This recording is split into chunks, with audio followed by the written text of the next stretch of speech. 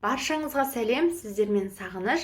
Бүгін өзімнің жылда жауып жүрген ең оңай компот жабу әдісіммен бөлісетін боламын.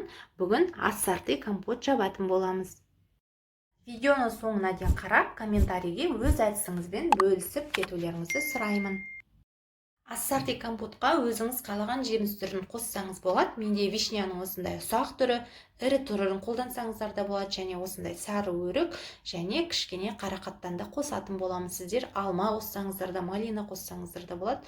Және банкамызды чайникте немесе мантаваркада жақсылап 15-20 минуттай осылай булап аламыз.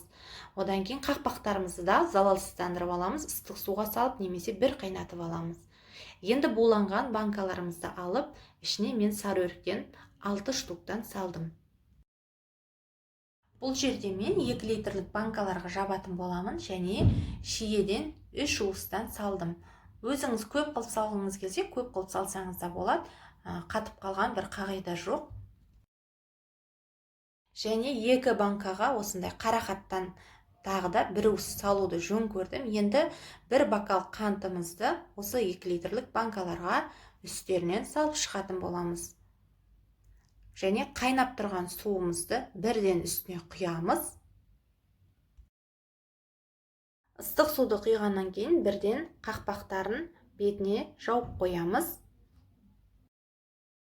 Қайнаған суды құйғаннан кейін 15 минут тұрғызып, оны қайтадан басқа ыдысқа аударып, оған қант салып, 2 қайтара қайнатып, сироп жасап құюдың қажеті жоқ. Бұл жерде менің сіздермен бөліскелі отырған ең оңай әдісім, көрсеткелі отырған осы: бірден қайнаған суды құйып, қақпағын жауып тастайтын боламыз.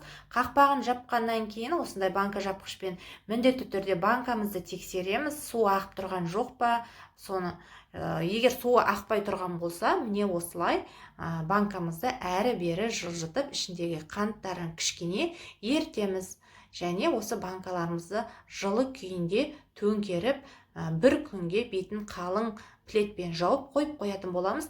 Еш нәрсе де болмайды, атылмайды. Қыста ашып іше бересіздер. Міндетті түрде осы ең оңай әдіспен жауып көріңіздер. Уақыттарыңызды да көп алмайтын болады.